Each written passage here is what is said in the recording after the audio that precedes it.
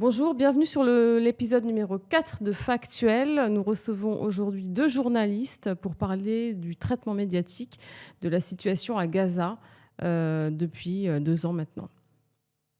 Bonjour à tous les deux. Je Bonjour. suis ravie de vous recevoir pour l'épisode numéro 4 de Factuel, donc le podcast qui redonne leur place aux faits. On va parler aujourd'hui du traitement médiatique de la situation à Gaza et plus globalement au Moyen-Orient, situation qui se répercute aussi beaucoup sur la société française et la façon dont notre société regarde ces événements. Myriam Laribi, donc merci beaucoup d'être présente. Vous êtes journaliste indépendante, j'insiste bien dessus, on en reparlera. Vous avez écrit un livre qui s'appelle donc intitulé Sigil l'humanité aux éditions critiques et qui est une forme de journal de bord de ce que vous avez vu en termes de traitement médiatique concernant Gaza. Pierre Aski, vous êtes journaliste avec un esprit indépendant. Vous êtes sur le service public, vous êtes auteur de nombreux ouvrages, vous animez la chronique géopolitique sur France Inter. Et l'an dernier, vous avez écrit un livre paru aux éditions Stock, Une terre doublement promise. Alors, bien évidemment, vous êtes journalistes tous les deux, donc on va parler de cette question du traitement médiatique. Le 27 septembre dernier, donc il y a quelques jours, un événement avec différentes organisations professionnelles liées au monde de l'information a eu lieu, organisé également par le SNJ, le syndicat national des journalistes. L'intitulé de l'événement, c'était « Autopsie du traitement médiatique de Gaza ». Vous y étiez tous les deux. Est-ce qu'en un mot, vous pourriez me dire ce qu'il est ressorti de cet après-midi où de nombreux journalistes français étaient présents? Alors, moi, j'ai trouvé que la démarche était intéressante parce que depuis bientôt 2 ans que ça dure à Gaza, il n'y avait pas eu de moment où la profession s'interrogeait sur la manière dont elle avait réagi, dont avaient été couverts ces événements. Après, c'est toujours un exercice très compliqué et je ne suis pas sûr que ça a été particulièrement concluant. Mais la démarche est intéressante et moi, ce qui me gêne toujours, c'est la globalité, c'est-à-dire dire le traitement médiatique. Je pense qu'il y a plusieurs catégories de médias, plusieurs catégories même d'environnement informationnel en France par rapport à une question aussi sensible et aussi lourde que celle de ce qui se passe à Gaza. Et c'est toujours difficile d'avoir un jugement comme ça péremptoire. Les médias ont échoué ou ont réussi. Je pense que c'est beaucoup plus compliqué que ça. Mais en tout cas, la démarche est positive au sens où c'est toujours bien de se regarder dans le miroir et de savoir est-ce qu'on a été à la hauteur de l'événement. Alors, vous utilisez un verbe au passé, mais on est encore dans cet Oui. événement, effectivement. Myriam, Laribi. Je suis assez d'accord avec ce que vient de dire Pierre Aski. Moi, je fais partie d'un collectif qui s'appelle le Reporter Solidaire. Et nous avons comme projet d'organiser une espèce de tribunal mis en scène du traitement médiatique du génocide à Gaza. Parce qu'il y a d'innombrables séquences qui ont été extrêmement scandaleuses et qui sont passées et qui ont permis de fabriquer, comme diraient Chomsky et Herman, le consentement au génocide. Et que ce soit bien sûr sur des chaînes d'extrême comme CNews, sur BFM, sur LCI, sur les chaînes d'infos en continu qui enchaînent la consommation d'informations sensationnelles. Et on a vu des choses terribles, sur des déclarations terribles, sans contradiction.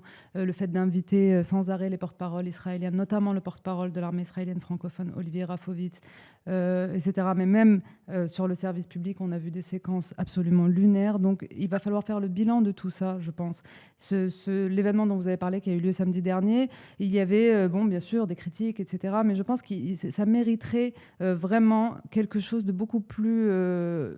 une autocritique de la profession en profondeur, parce que ça a été, selon moi, particulièrement pendant les premiers mois après le 7 octobre 2023, un véritable naufrage informationnel qui a permis à ce génocide d'avoir lieu et de consentir à ça et de laisser faire Israël ce massacre dans le silence de la chronologie des événements. Les médias ont lourdement contribué à faire débuter l'histoire de la Palestine au 7 octobre 2023, comme si tout avait commencé ce jour-là et tout s'était arrêté ce jour-là. Et pendant des mois, on a vu beaucoup ça. Et ça a contribué à obtenir le consentement de l'opinion sur ce qui se passe à Gaza. Bon, maintenant, ça ne marche plus. On est à l'époque des réseaux sociaux, donc ça a énormément contribué à l'information des gens, mais voilà, pas de manière assez peut-être professionnelle de certains points de vue. On a Il veut souvent, peut-être rajouter. Myriam, on se tutoie parce qu'on se connaît, hein, Ouais. on se connaît bien. Tu es l'une des premières à avoir parlé de génocide au moment où les juridictions internationales parlaient de risque de génocide. Mais on est de nombreux journalistes, je m'inclus dedans, à avoir suivi ce qui se passait sur les réseaux sociaux avec les journalistes palestiniens qui ont été totalement disqualifiés. Pierre Aski, qu'est-ce que vous pouvez dire par rapport à cette incapacité de nombreux médias, j'ai envie de dire, hein, franchement, soyons honnêtes, à dire les mots et à dire la réalité du terrain? Je voudrais juste rebondir sur ce que disait Myriam. Je pense qu'elle a pointé du doigt un problème qui est quand même d'abord celui de la télévision. La télévision a un rôle qui a été assez particulier. D'abord parce qu'il y a le direct, il y a des heures à meubler dans les chaînes d'infos continues et une impréparation complète à faire face à cette situation. Moi, je distinguerais vraiment deux catégories de médias, ceux qui ont des journalistes spécialisés, qui connaissent le terrain, qui connaissent l'histoire, qui connaissent les acteurs et qui... je pense on peut émettre des critiques sur la temporalité, etc., mais qui n'ont pas failli, à mon avis, à la mission d'informer sur ce qui se passe. Et de l'autre côté, les médias d'info continue qui ont été pris par leur incapacité à produire de l'expertise. Et je pense que ça a été là, moi je pense que le mot faillite est vraiment lourd, parce que lorsque vous avez en face de vous le porte-parole de l'armée israélienne, Rafovitz, qui a été très présent sur certaines antennes, mais que vous avez un journaliste en face de lui qui n'est pas un spécialiste de la question, il n'est pas capable et il n'a pas l'audace de l'interrompre en disant mais ce que vous dites n'est pas vrai. C'est compliqué quand même pour voilà, c'est des gens qui font 3 heures d'antenne, etc. Ils n'ont pas cette...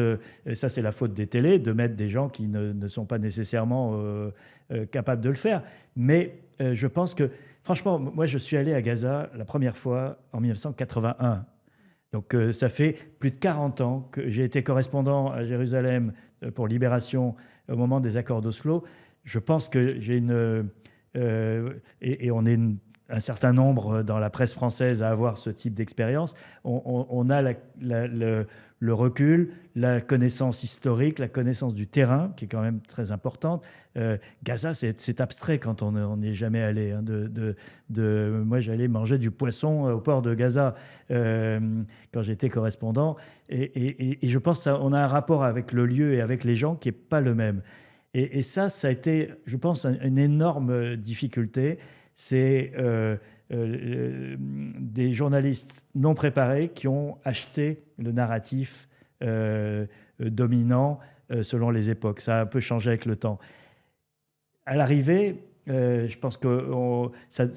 et hélas, il n'y aura pas d'introspection dans ces médias-là parce que ce n'est pas le genre de la maison, mais c'est le mode de communication des chaînes d'infos continues qui est problématique, et qui est problématique sur Gaza comme il l'est sur plein d'autres sujets, les faits divers en France, la vie politique, etc.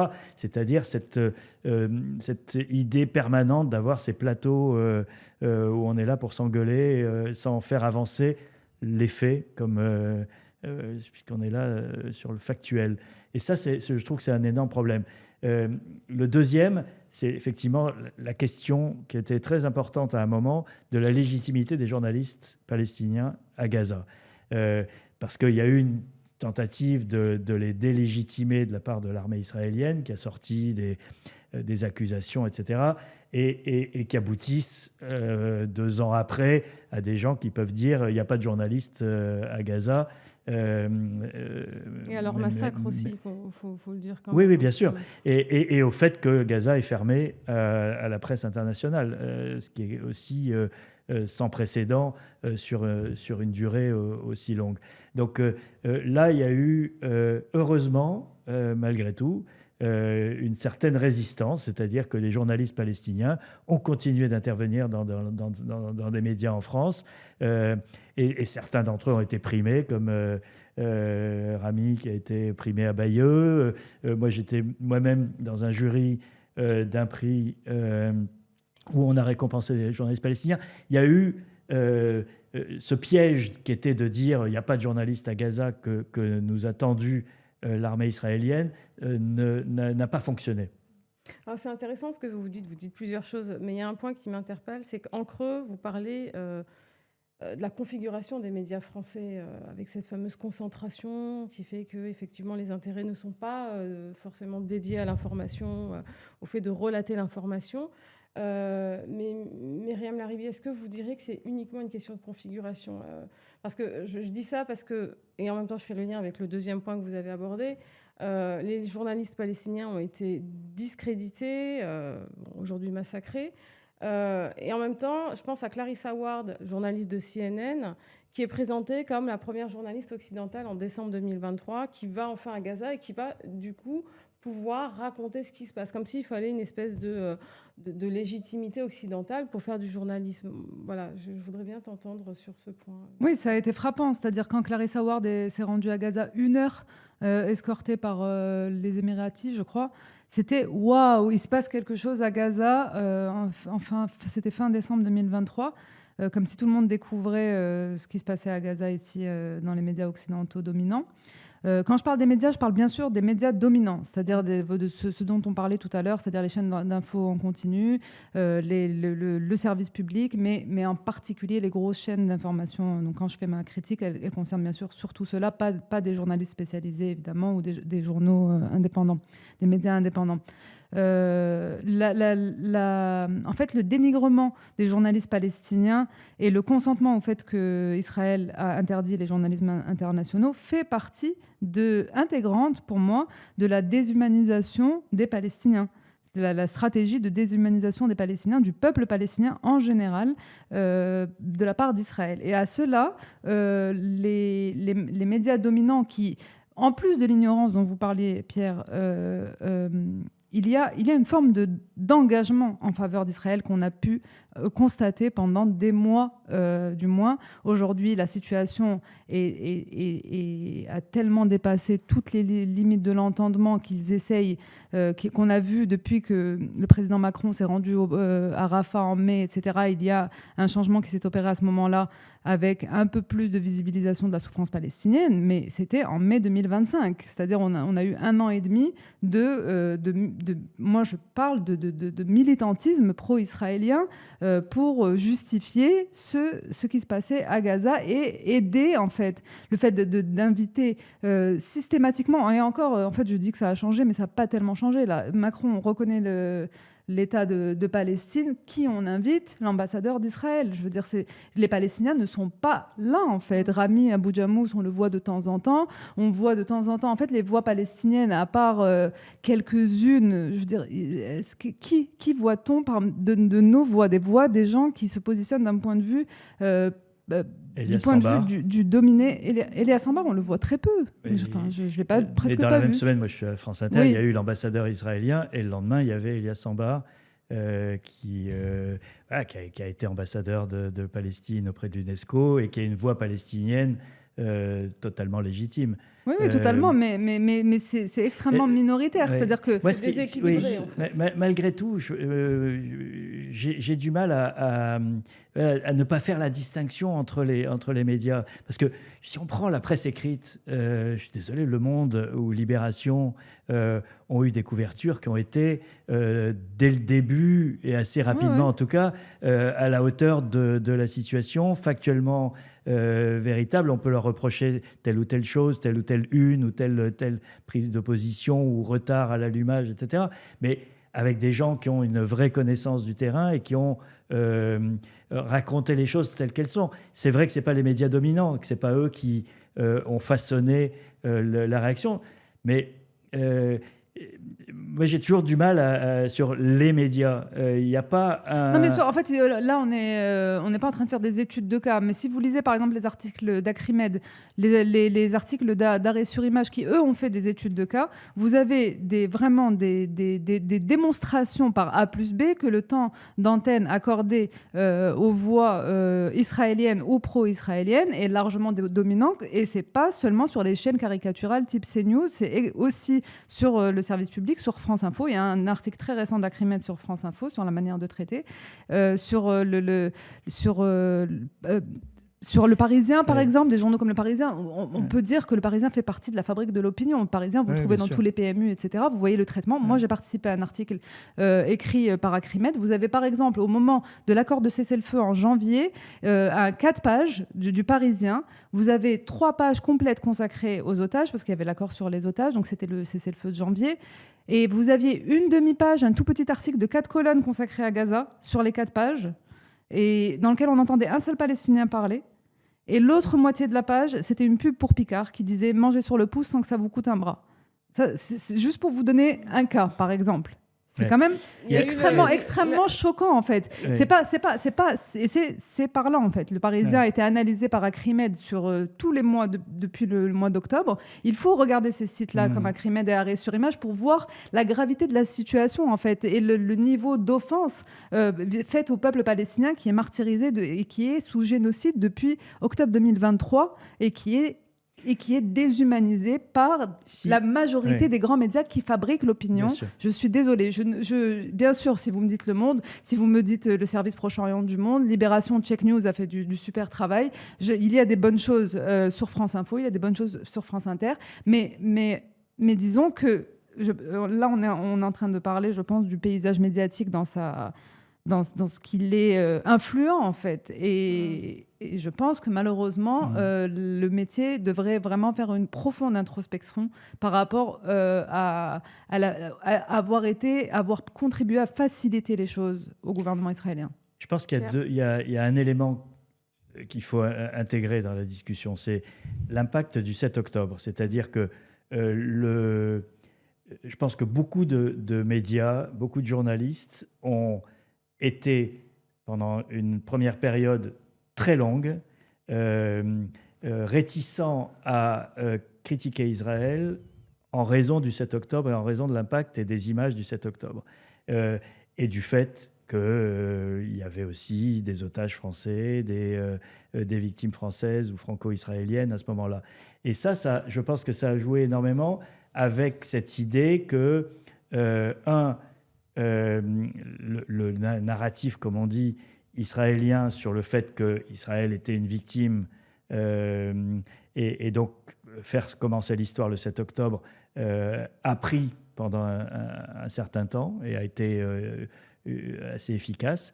On se souvient de la manière dont Israël a répondu à Antonio Guterres, le secrétaire général de l'ONU, quand il a dit « le 7 octobre n'est pas arrivé dans un vide ».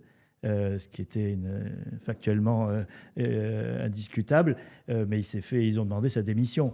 Donc ça a été, je pense, ça a eu un impact assez durable sur le fait qu'on n'osait pas, même si on commençait à voir très vite le fait que l'ampleur de la riposte israélienne était totalement disproportionnée et prenait des allures de vengeance et non pas de riposte militaire. La profession, je pense, on peut peut-être généraliser là, a été tétanisée par l'impact du 7 octobre. La deuxième question qu'il ne faut pas oublier non plus, c'est la question de l'antisémitisme. C'est-à-dire cette épée de Damoclès qui pèse en France, pas seulement en France, mais en France, qui est de dire vous critiquez Israël, vous êtes ou vous faites le jeu de l'antisémitisme. Et je pense que ça joue énormément. Moi, il se trouve que je suis d'origine juive et que je connais cette région. Et que, paradoxalement, ça m'a donné une liberté de parole beaucoup plus grande parce que, je sais de quoi je parle, et 2, l'accusation d'antisémitisme ne fonctionne pas avec moi. Je peux vous dire que certains de mes collègues qui ont eu affaire à des retours de bâton sur des prises de position qu'ils ont eues ne sont pas dans cette position et sont donc beaucoup plus réticents à s'engager sur cette voie. Justement, c'est intéressant ce que vous dites, parce que là, on touche à un point clé. On parle de la profession, on parle des médias, mais tout le monde n'est pas logé à la même enseigne. C'est-à-dire qu'on ne peut pas comparer un journaliste pigiste qui est dans une précarité à un dirigeant de médias qui, lui, est un peu plus qu'aux manettes. Dans les rédactions, est-ce que vous avez des échos sur justement ce que vous dites et ce que tu as dit aussi, Myriam, c'est-à-dire cette peur d'être accusé d'être antisémite en faisant finalement son travail de journaliste, qui est de documenter une réalité, le terrain, et de dire les choses. Je pense personnellement que sur ce conflit, le principal fléau, c'est l'autocensure. C'est-à-dire la peur de se prendre un coup de bâton qui peut être brutal. Oui, je vous raconte une anecdote, mais 6 mois avant le 7 octobre, donc en janvier 2023, la nouvelle coalition avec Netanyahou et l'extrême droite prend ses fonctions. Et je fais ma première chronique sur France Inter sur cette nouvelle coalition en disant « elle va dans le mur ». Ils vont mettre le feu à la région. Je pensais à la Cisjordanie, pour être très honnête. Je ne pensais pas à Gaza. Je ne m'attendais pas du tout à ce qui s'est passé. Mais je m'attendais à une troisième intifada, ou en tout cas à une explosion de colère palestinienne, parce qu'on voyait très bien qu'il y avait un courant extrêmement virulent dans ce gouvernement. Je reçois une invitation à prendre le café à l'ambassade d'Israël. Et je me retrouve devant 4 personnes, dont la chargée d'affaires. L'ambassadrice avait démissionné à l'arrivée de Netanyahou. Et question qu'ils me posent, c'est assez étrange. Ils me disent « on voudrait connaître votre vision du monde ». Je dis « bon, commençons par votre pays », je leur dis. Et je répète ce que j'ai dit dans ma chronique. Je n'ai rien dit de différent. Qu'ils allaient dans le mur et qu'il y aurait une explosion de violence à un moment ou à un autre s'ils faisaient ce qu'ils disaient, en tout cas qu'ils comptaient faire. Et la personne que j'avais en face de moi me dit ah, c'est étonnant. Elle me dit j'entendais récemment Bernard-Henri Lévy faire la comparaison entre la résilience du peuple ukrainien et la résilience du peuple israélien. Moi, ça m'a un petit peu énervé, donc je lui dis écoutez, si vous voulez, je vous dise la différence entre les Ukrainiens et les Israéliens. Il me dit oui. Je dis les Ukrainiens se battent pour récupérer ce qui est à eux et les Israéliens pour prendre ce qui n'est pas à eux. Moi, je peux me permettre de dire ça. Je n'ai rien à prouver. J'ai effectivement cette...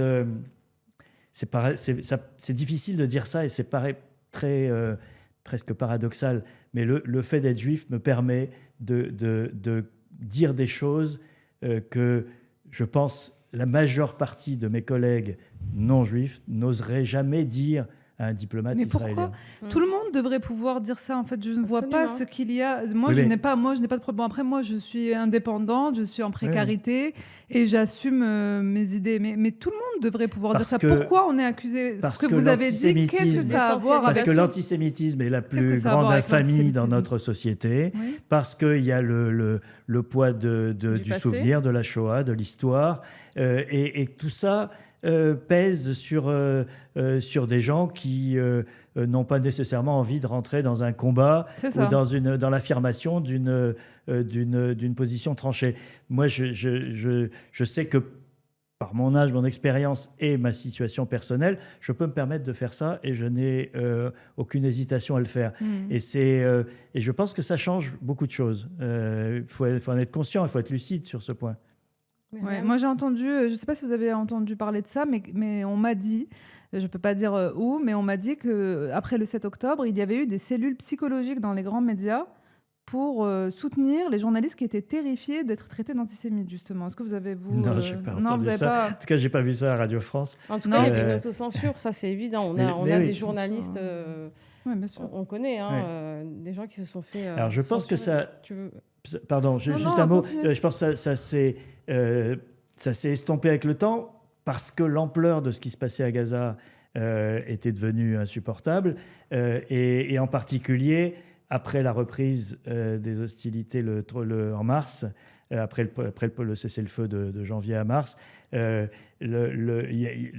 déroulement du rouleau compresseur a été tel que je pense que beaucoup de gens ont levé leur appréhension à parler de manière plus directe et plus carrée. D'ailleurs, il y a eu un die-in en avril à l'initiative de plusieurs journalistes français. Un die-in, c'est-à-dire une manifestation où les journalistes ont été invités à s'allonger en souvenir de leurs collègues tués à Gaza. Et alors, c'était 18 mois après le début des frappes. On était content, entre guillemets, de voir enfin cette mobilisation de médias non communautaires, en tout cas de grosses machines. Et en même temps, il y a ce côté 18 mois pour dire ça, quoi. Oui, ce jour-là, le jour où il y a eu cet événement qu'on peut saluer quand même, c'était sûr. 18 mois après, mais on était quand même, je crois, les premiers au monde à faire ça, en fait. Il n'y a pas eu d'autres cas de solidarité, de démonstration de solidarité avec les journalistes. Ce qui était frappant aussi, qui moi m'a vraiment étonnée, c'est que la quasi-totalité des sociétés, des rédacteurs et des journalistes de toutes les rédactions en fait, françaises ont signé, à part les médias Bolloré, mais on avait même la société des journalistes du Point. J'ai quand même été très étonnée, qui est venue en solidarité avec les journalistes palestiniens. Mais voilà, c'est dans le réel.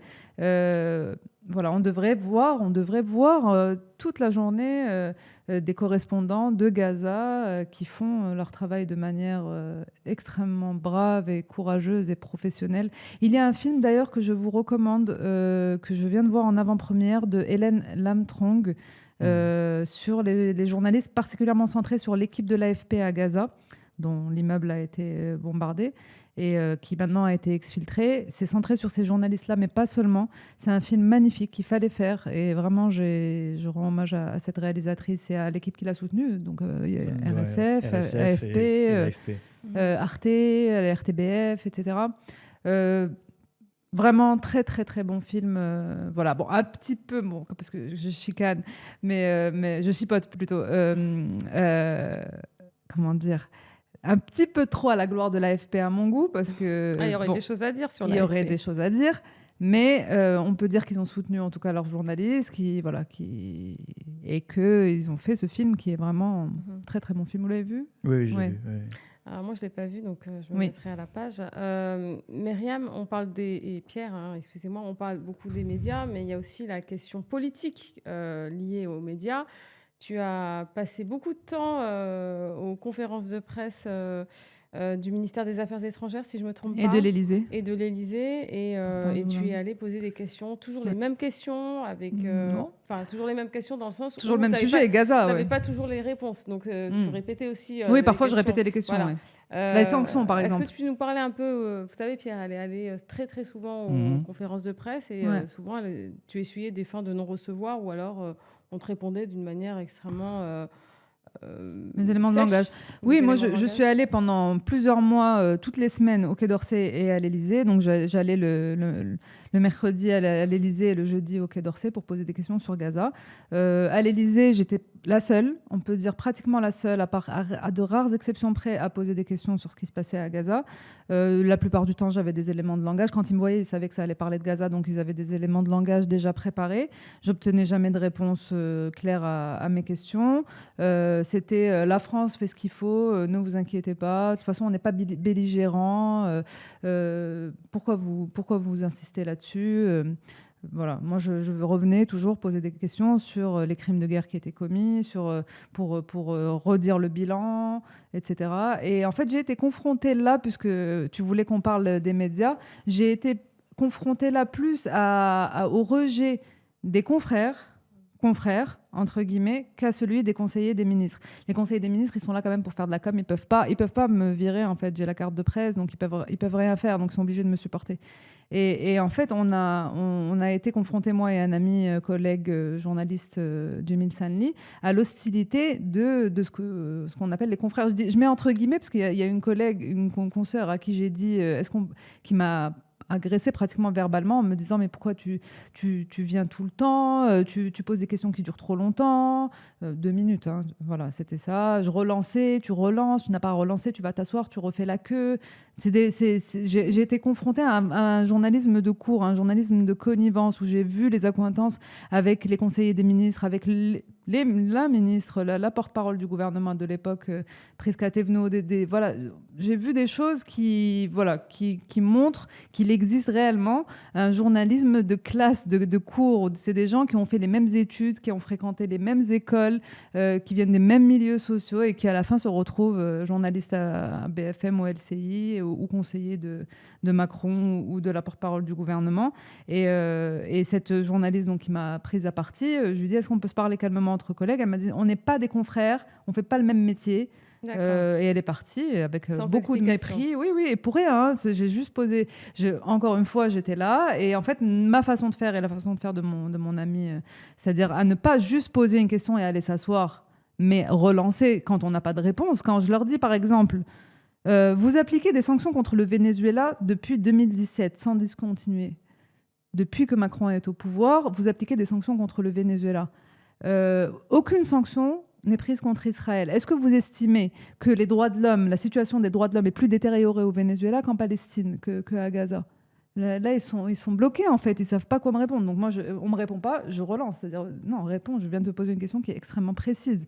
Pourquoi il n'y a pas de sanctions contre Israël? Est-ce que vous estimez que la situation des droits de l'homme justifie qu'il n'y ait pas de sanctions? Pourquoi sanctionnez-vous le Venezuela alors?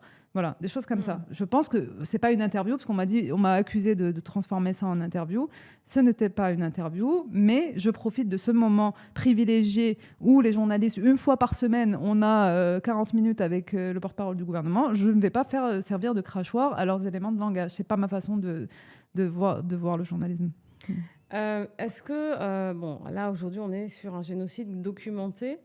Macron, enfin la France par la voix de Macron, a reconnu l'État de Palestine. C'est une reconnaissance symbolique puisque le carnage continue. On a juste à se brancher sur les réseaux sociaux pour voir des images terribles. Qu'en est-il du tabou médiatique dans les rédactions, dans la profession, en essayant de ne pas être trop caricatural? C'est-à-dire, encore une fois, je pense qu'un journaliste pigiste en situation de précarité n'a pas le même levier, la même aisance à faire du journalisme indépendant, ou en tout cas sourcé, factuel.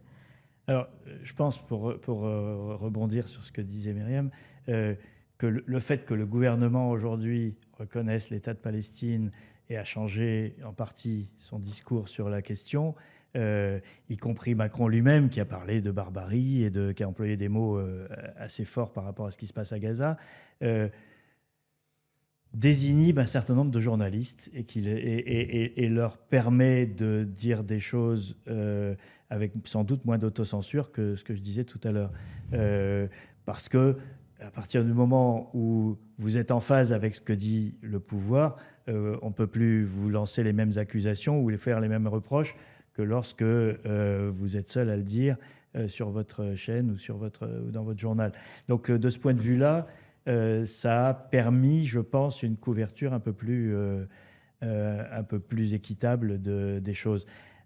Après, ça va dans les deux sens, c'est-à-dire que je pense que l'évolution de la parole gouvernementale, elle est aussi liée, à ce qui se passe sur le terrain, évidemment, mais aussi à l'état de l'opinion en France. Et je pense que il y a deux phases dans cette... et c'est là que les médias jouent un rôle. Mais dans la première phase, immédiatement après le 7 octobre, il y avait cette peur de voir la société française se déchirer entre pro-israéliens, pro-palestiniens, entre les deux communautés, puisqu'il se trouve que la France a la plus grande communauté juive et la plus grande communauté musulmane d'Europe.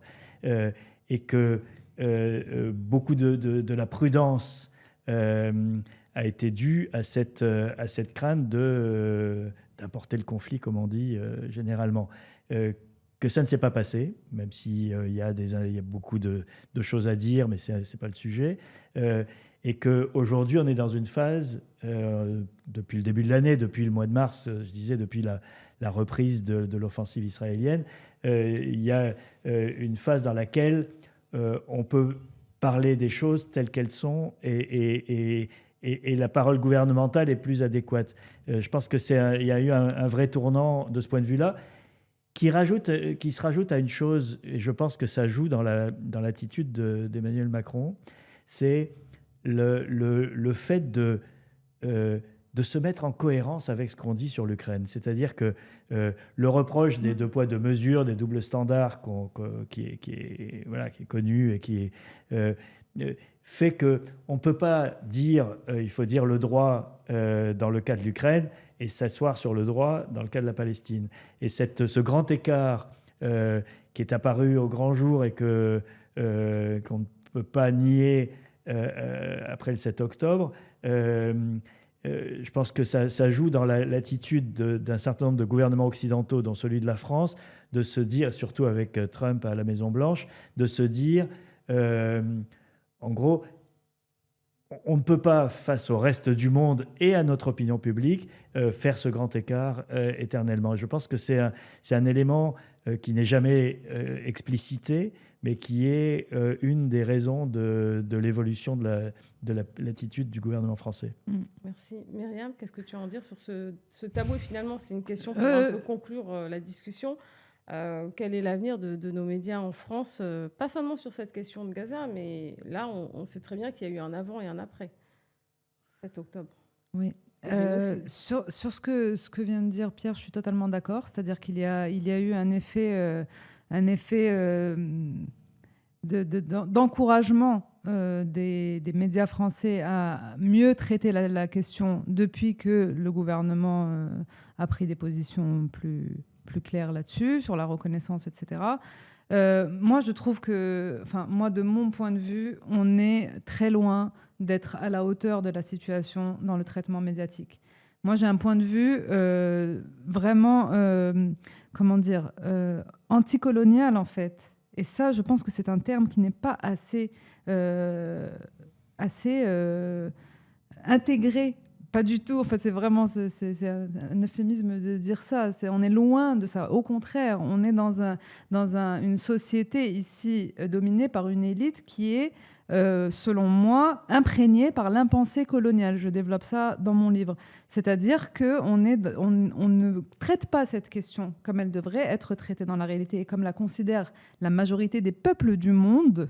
C'est-à-dire on est ici dans une minorité, c'est ça qu'il faut bien se... C'est pour ça qu'on évacue le droit international. À l'échelle de la planète, on est en Occident, la façon de penser occidentale dominante des élites, bien sûr je ne parle pas du peuple, elle est imprégnée par l'impensé colonial, ils ne s'en rendent même pas compte, c'est-à-dire on est dans un récit colonial. On ne part pas de l'histoire telle qu'elle est, c'est-à-dire qu'il y avait un peuple tranquille qui était chez lui, ou qui n'avait absolument pas participé à ce qui s'est passé en Europe pendant la Deuxième Guerre mondiale, qui est étranger à ça, et qui a vu une nation offrir à une deuxième sa terre, la terre d'une troisième. C'est ce que disait un journaliste britannique à l'époque de la déclaration Balfour. Il disait, en Palestine, une nation a offert à une deuxième la terre d'une troisième.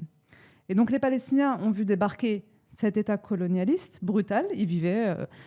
quand je dis palestiniens, de toute confession, vivaient ensemble, etc. Et là, ils voient débarquer un État qui est expansionniste, qui veut leur destruction depuis le premier jour. Il n'y a rien, il n'y a pas eu une année, il n'y a pas eu un mois dans l'histoire d'Israël depuis 1948 qui n'a pas confirmé que c'est un État expansionniste qui ne souhaite qu'une chose, à la fin, c'est le nettoyage ethnique de la Palestine. Il faut lire Ilan Pappé.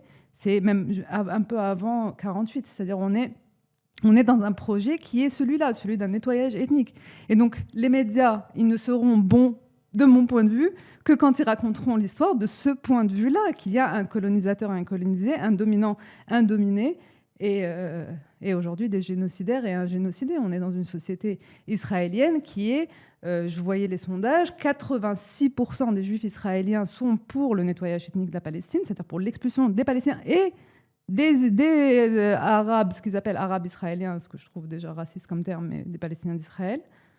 Et on a 47% des juifs israéliens qui sont pour massacrer, pour faire comme ce qui a été fait dans la Bible à Amalek, aux Palestiniens quand une ville est conquise par l'armée israélienne. Donc on est vraiment dans une société qui est extrêmement radicalisée en Israël. Il faut vraiment que la pression soit mise sur le gouvernement et aussi sur la société israélienne pour qu'elle accepte de vivre à égalité avec le peuple autochtone de cette terre qui est le peuple palestinien. Donc le récit doit être comme celui-là. Tant qu'il n'est pas comme ça, qu'on nous sort des sornettes de deux États, excusez-moi, pour moi c'est vraiment pas une solution, la solution à deux États, parce que c'est encore maintenir l'apartheid, maintenir je vois pas comment une solution à deux États serait juste. Elle ne peut pas être juste parce que, évidemment, dans l'État, il y aurait un État d'Israël, un État de Palestine, et dans ce qui est l'État d'Israël, les Palestiniens ne pourraient pas aller, j'imagine, vu l'état de la société israélienne aujourd'hui.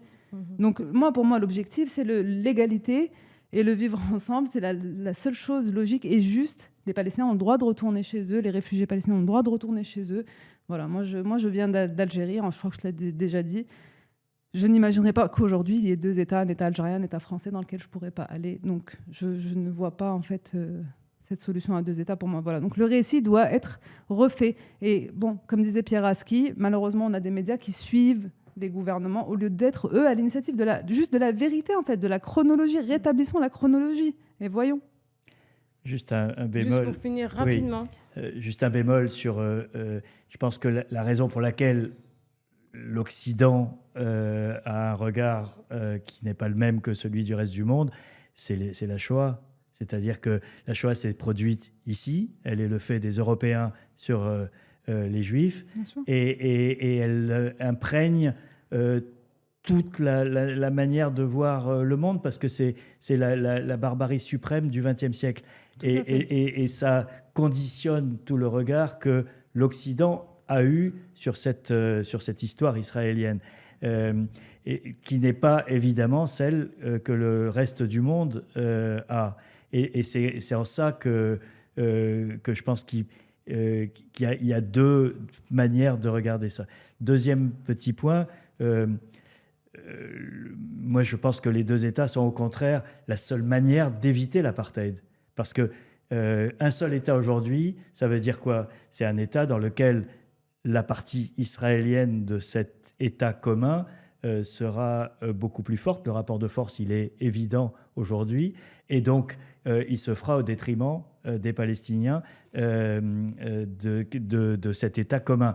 La seule manière d'éviter l'apartheid, c'est au contraire que chacun soit chez soi. Aujourd'hui, je pense que c'est très compliqué et la géographie, la colonisation, etc., tout ça fait que ces deux États, ils sont mal barrés. Mais je pense que c'est la seule solution qui permette de rétablir un minimum de justice dans cette région. Il faut que je réponde absolument. Excusez-moi. Non, mais là, ça devient intéressant. Sur ce que vous disiez sur la Shoah, tout à fait. Je suis parfaitement consciente que c'est ce qui fait la distinction entre le monde, disons ici, occidental, européen, plus particulièrement, et le reste du monde. Ouais. Mais simplement, il faut aller au bout de ça, en fait. Je conçois totalement le traumatisme que nous avons ici par rapport à la Shoah et ce qui a été fait aux Juifs ici, en Europe, par des Européens. Mais à un moment donné, ces Européens-là qui ressentent cette culpabilité, ce traumatisme qui vis-à-vis des Juifs qui est totalement justifié, doivent aussi faire continuer le chemin jusqu'au bout et se dire comment je suis en train d'accepter de faire payer ça aux Palestiniens qui n'y sont pour rien, en fait. Comment je fais ça? C'est-à-dire, quelle est la logique de ça? Dans ce cas-là, il fallait établir un État d'Israël en Europe et laisser faire. Et on aurait vu ce que ça aurait donné, vous voyez. C'est-à-dire, on peut pas... Pour moi, c'est s'arrêter au milieu du chemin. Il y a quelque chose. Mais et les Palestiniens dans tout ça, qu'est-ce qu'ils ont à voir? Pourquoi justifier tout ce que peut faire Israël par « nous, on a fait beaucoup de mal aux Juifs ». Ça n'a aucun sens. Pour moi, ça n'a aucun sens. C'est ça, vraiment. Je suis totalement indifférente à cet argumentaire parce que c'est permettre à un État que moi je considère comme l'enfant gâté de l'Occident de faire absolument tout ce qu'il veut, y compris un génocide sur un peuple qui n'y est pour rien dans la souffrance des Juifs en Europe. Oui, je dis pas ça pour justifier, je dis ça pour expliquer je suis la différence de... Quand le ministre allemand de l'économie, qui était le chef de file des Verts, Habeck, de l'ancien gouvernement, a fait une vidéo, peut-être 15 jours après le 7 octobre, pour expliquer la position allemande, qui était un soutien total à Israël, qui a pas mal évolué depuis d'ailleurs. Mais il commence sa vidéo en disant « Nous sommes le pays qui a voulu exterminer les Juifs ». C'est le point de départ de la réflexion allemande sur cette question. Et que les Palestiniens se démerdent avec ça. Vous voyez, c'est ça. Mais bien sûr. Moi qui me positionne du point de vue palestinien, nous sommes le pays qui a exterminé les Juifs, et les Palestiniens, allez, taisez-vous. C'est la réalité. Pas les Allemands, taisez-vous. C'est la réalité de l'histoire et c'est comme ça que ça s'est passé. Non, mais c'est la réalité de l'histoire que les Palestiniens ils sont pour rien. Si on revient sur la question médiatique et vraiment pour conclure, parce on s'en éloigne. Mais j'ai pas pu répondre sur 2 États. On doit rendre du studio.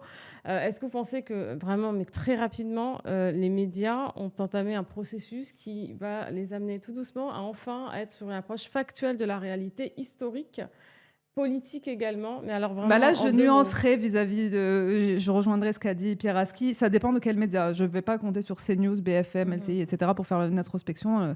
Ça part de trop loin. Même Par contre, il y a une émergence internationale sur le dos et qu'il y a des choses qui sont documentées que potentiellement ils peuvent être incriminés. Moi, je crois que c'est les mentalités profondément des élites qu'il faut modifier. On en est très, très, très loin. On est à des années-lumière de ça.